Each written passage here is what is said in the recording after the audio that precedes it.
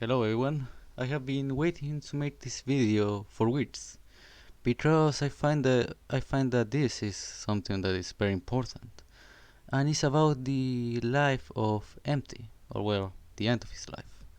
Empty was a YouTube animator. He was 20 years old. He was just a kid. He was very young, and well, as you can see, he had many videos. His animations are very funny. They are very good, but in his Twitter, just some weeks ago, well, months I think, he posted this YouTube video, and when you click it, you will find that it's a song called Bones Cloud. I will not play the song because of copyright. But what is this song about? And it's about the Columbine shootings. If you do not know what happened, it was a terrible thing. Like 15 kids were killed because of resentment and hatred. It was a school shooting. A horrible thing.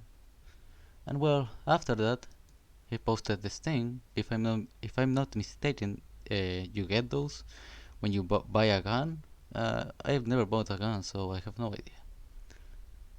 And after that, well, he posted this photo of this cute anime girl, I don't know, with a shotgun. And he said, haha, literally me, not even kidding. And the day after, he killed himself. And of course, he changed his description. And you can find the audio in YouTube of his death. But if you want to know more about this, I totally recommend you this video. It's probably the best video about this, because sadly, not many people are talking about this, and they should, because this was a tragedy. This kid had a lot of talent. I mean, just look at his works.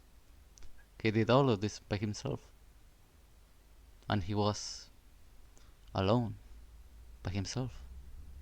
He had no one else, and he killed himself. Well,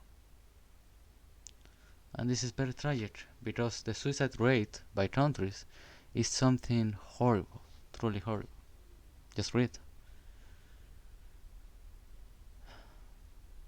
Lesotho, 72,000 people kill themselves. In Guyana, 40,000, 29, 28.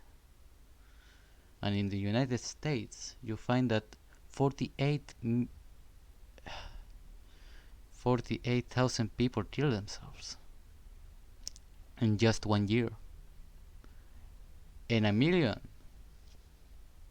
well, close to 2 million suicide attempts in just 1 year.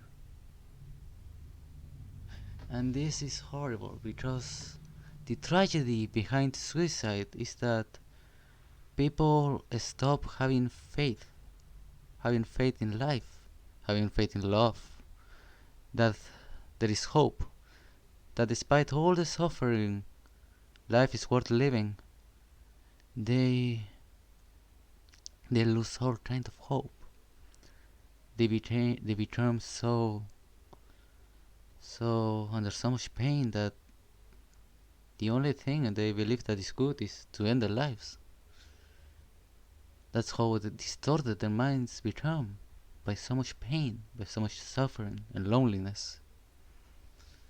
This is why something very important, because there is nothing worse than suicide. Because at least when you're bullied, when you are killed or whatever, when you suffer, that doesn't mean that you lose faith in life, in love, that you hate yourself. No, not necessarily. But in suicide, that is true. And that is what makes you kill yourself. And I know this because I've been in that place. And I know people that have been in that place. And I know people that have died by suicide. And I'm pretty sure that you do too.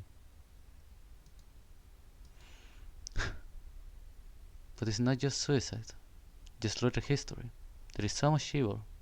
For example, in the massacre of Nanking, 3,000 3,000 people died in just 7 weeks by the Japanese, and those people were civilians. They were innocent, and even to this day, Japan denies this genocide.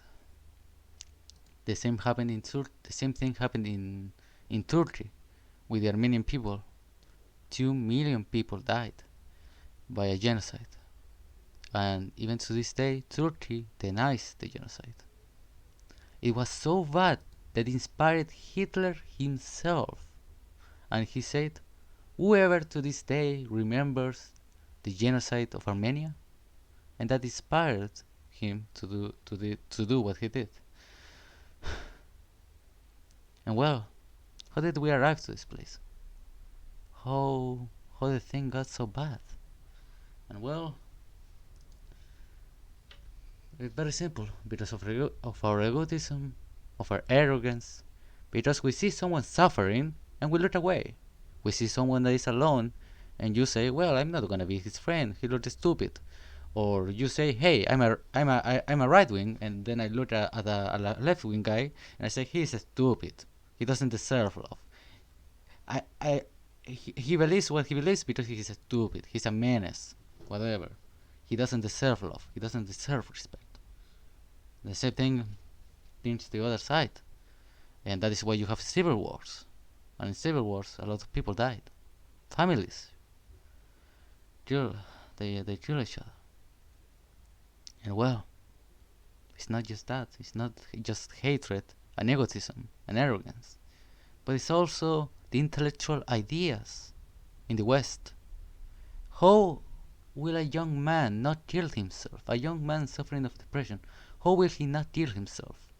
When all the intellectuals and all the great minds like Richard Dawkins are saying things like the following: in a universe of electrons and selfish genes, blind physical forces and genetic replication, some people are going to get hurt, other people are going to get lucky, and you won't find any rhyme or reason in it, nor any justice. The universe that we observe has precisely the properties we should expect if there is at the bottom no design, no purpose, no evil, no good, nothing but pitiless indifference. For Richard Dawkins, there is no meaning in life. There is no good, there is no bad. There is no right, there is no duty. The love of a man for his wife is the same thing as a right, and the love for the mother for her child is the same thing as a right. Of course, Richard Dawkins, he doesn't care for what he's saying. He does the thing for fame and money. Because of course, he's an intellectual. He's a man of knowledge. But he doesn't think, he doesn't reflect on his philosophy. He doesn't even think what a young man suffering of depression, a young man that is completely alone, that no one loves him, that he has been abused. He doesn't even think what such ideas will have in the effect of a mind like that. He doesn't care. You think that they care? Of course not. Materialists don't care. People like this, they don't, because otherwise they will not be doing this. In general, philosophy,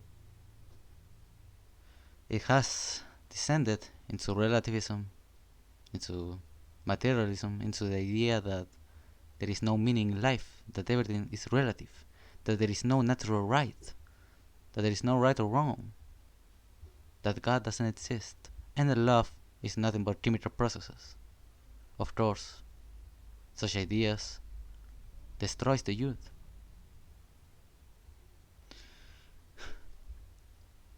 It's more, even the idea of love is taken as clumsy, as something stupid. Why talk about love? It's too nerdy.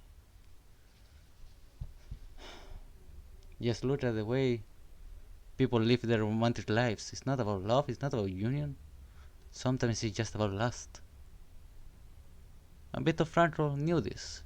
He was a very important psychologist. He was a Jew who suffered the Holocaust. He lived it. And of course, after all, he said that life was worth living, that we had to say yes to life, in spite of everything, despite the Holocaust, despite all the tragedies, and despite all the horrible things in life. Because life is good, and all men desire good, and a man has free will. He can choose, he can love, he can decide what is right and wrong. But of course, if the great intellectuals of this day deny this, what do you think will happen to the youth?